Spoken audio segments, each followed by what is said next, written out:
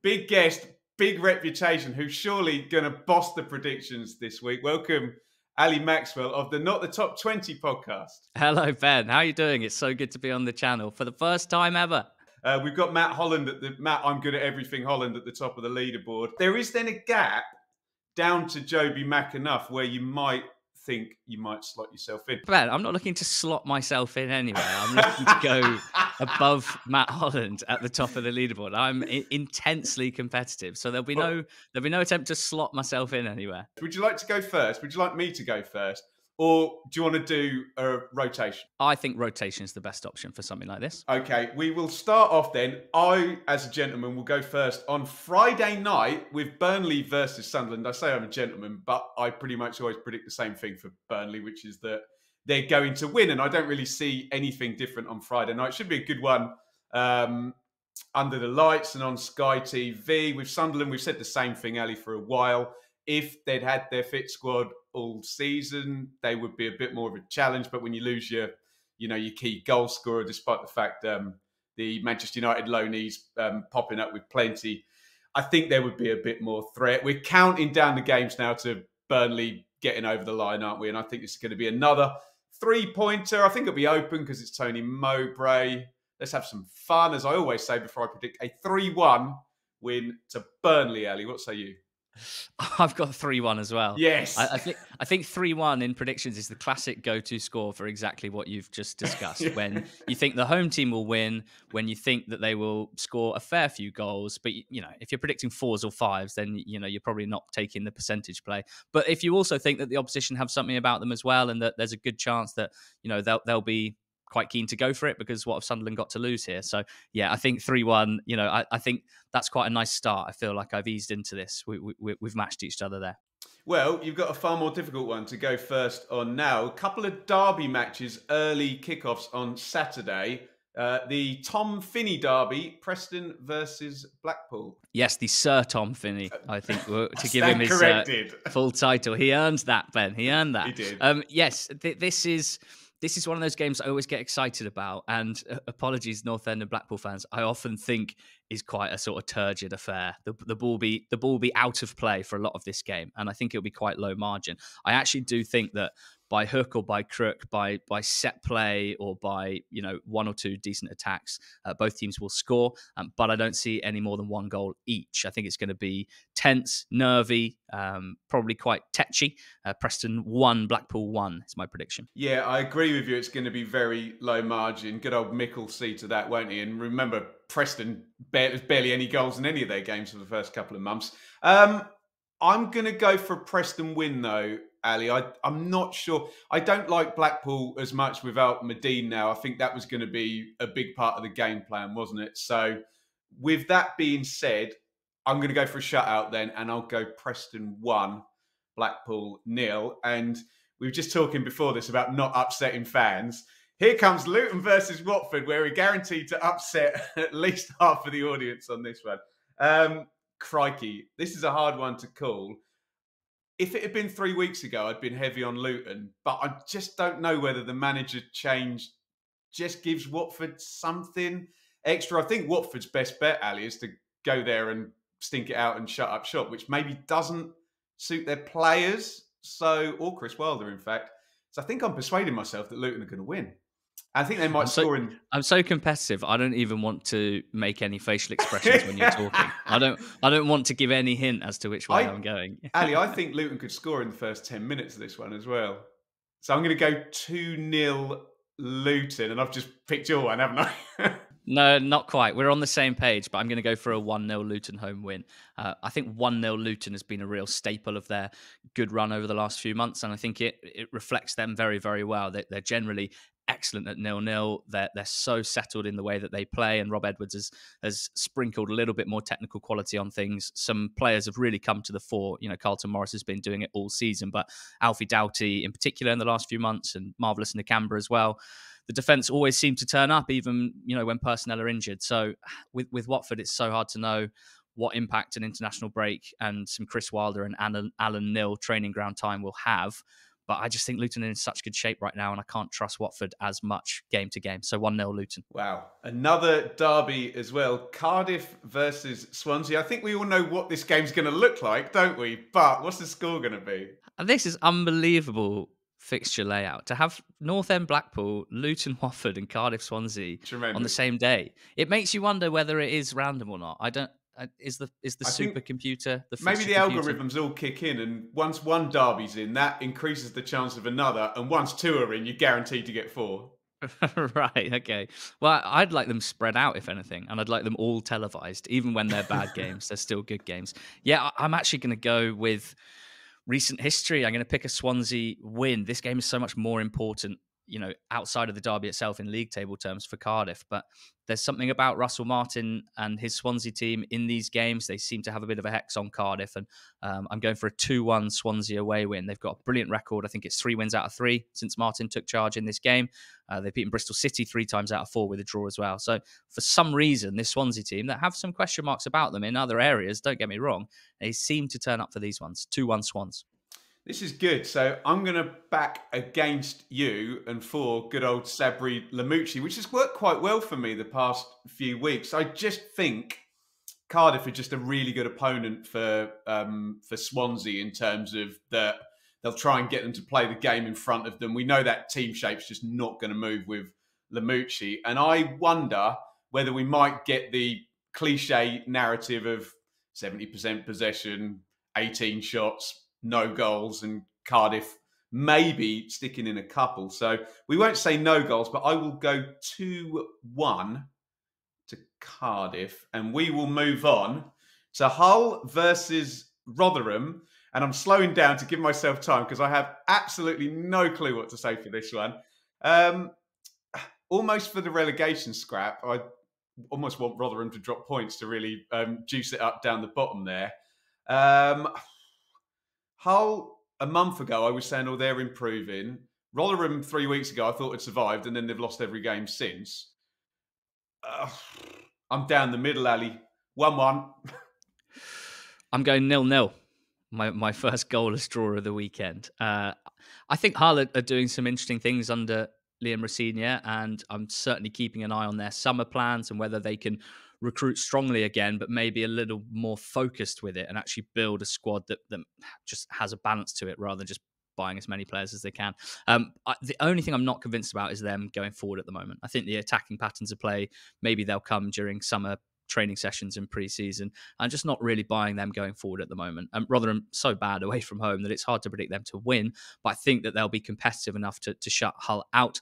I'm not sure they'll score either because Hull are pretty solid. So 0-0 for me, this one. Huddersfield versus Middlesbrough, one of 300 Neil Warnock derbies we can get in the division this year. Are you going anywhere near the seismic shock on this one, Ali? I mean, near, I guess, in that I'm going 1-0 for Borough. I don't think that they're going to rack up the goals in the manner that they have for a while. In fact, I'm going to add a flourish. I think it's going to be a late goal. I think it's going to be a goal in the last 10, 15 minutes that wins Borough this game after Huddersfield give it an incredible go, but just lack the quality. Matt Crooks appearing off the bench and scoring his 5th injury time winner of the season. I think he might have started his career at Huddersfield, actually. So that'd be a great... Yeah, that'd be a great narrative. I mean, it could be completely wrong, Ben, but I've learned if you say something with enough confidence, everyone believes you. I've just got to go with I'm not even factoring Huddersfield into my thoughts here. I've just got to go for the Middlesbrough momentum here. I agree with you that I think they'll be stubborn, Huddersfield, but I'll go for the early goal and the late goal. So I'll go for a 2-0 Borough win and probably Akpom to either assist and score both of them in some way, shape or form. Wigan versus QPR. I mean, this two teams that absolutely stink to high heaven at the moment. It'd be interested to get your opinion. Does the off-pitch stuff for Wigan make QPR favourites, even though QPR are so bad on the pitch? We've seen some public comments, let's just say, from some of the Wigan players.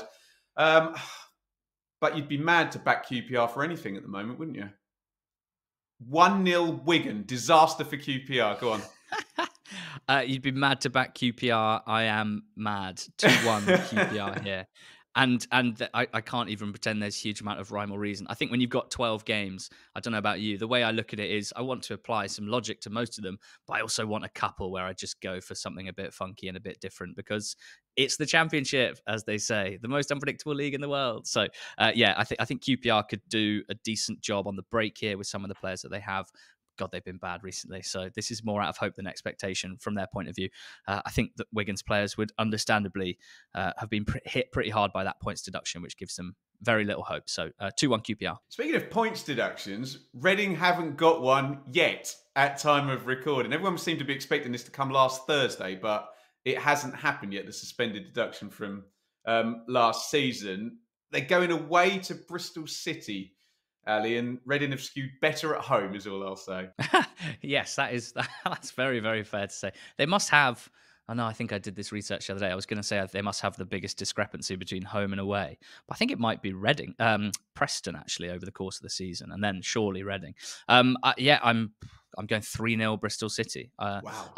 I don't know why, but I just have this vision of Bristol City and this young team that can be quite vibrant, but also can be a bit vulnerable. I think these games suit them, if anything. There's not a huge amount of pressure on them. The opposition are distracted, in poor form, and vulnerable to collapse away from home. And I think Bristol City can just enjoy themselves. So I'm going to go 3-0 Bristol City. I agree with absolutely everything you've said. My only question is, are Reading going to score? They sometimes have these away games where they just create absolutely nothing as well, unless Tom Ince is shooting from outside the box. So I'll tweak your idea and go 2-0, but I'm pretty well on the same page as you.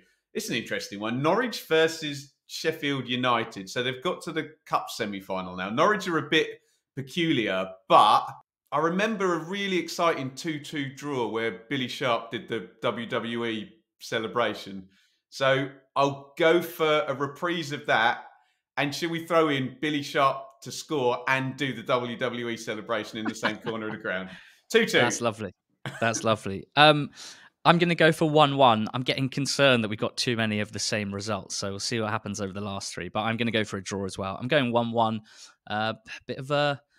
Is this a narrative buster? In my head, Norwich aren't as good as people think that maybe they've been under David Wagner. And I'm not sure Sheffield United are as bad as people seem to want to say they've been over the last few weeks. So I think a 1-1 draw seems about right. Brilliant. And let's move you on. It's quite a hard one to call, actually. Coventry versus an improving Stoke side that you've been quite high on your podcast. Yes, because we are slaves to the data, and Stoke's underlying performance numbers, their XG for and against over the last 2 months or so has been incredible, and the results have followed in the last few weeks, particularly some eye-catching displays against some of the league's top teams. So I see no reason why they would suddenly fall off a cliff. I get the sense that there's a bit of energy, a bit of positivity about that place. I think that can be quite infectious. Alex Neil seems to have settled on a team and a system that's working at the moment, particularly going forward. They suddenly look much more exciting. So I'm going to say 2 Stoke goals at Coventry.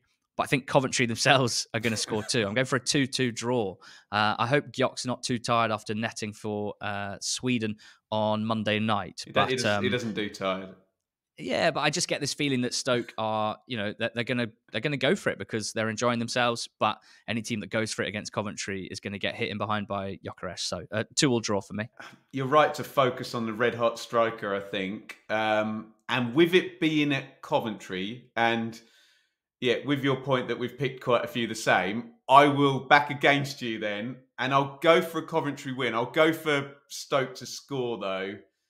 Let's go 2-1 Coventry and move on to the Jed Wallace derby, West Brom versus Millwall. This smacks of under 1.5 goals, doesn't it? And I think, sorry, Millwall fans, I say the same thing every week, Ali. Other way round, I'm back in Millwall if it was at the Den. But I can see a set piecey, Corberoni, clean sheety 1-0 West Brom win. Okay, I'm going 0-0. When you said this screams under 1.5 goals, I was getting nervous. I couldn't agree more. I think Millwall will be first and foremost there to quash this game, to make it incredibly low margin. And Carlos Corberán loves that as well. So the onus for me is going to be on West Brom to unlock the door. I've been a little bit concerned that they're not quite hitting the heights going forward recently. So, yeah, I think if they do score, you're probably right. It might be set piecey, as you say, 0-0.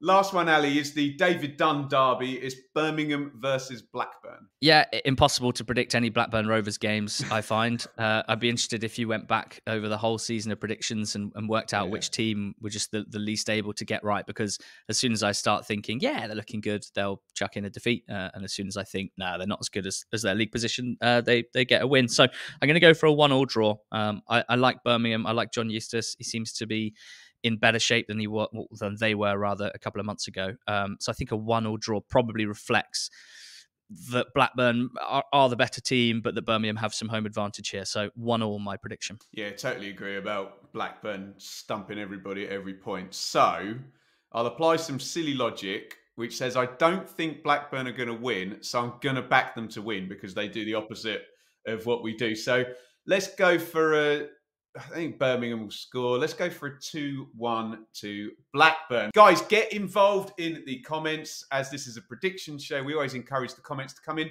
before the games. There are people that comment before and people that comment after. Don't be the guy that comments after, and see how you go against not the top 20s, Ali Maxwell.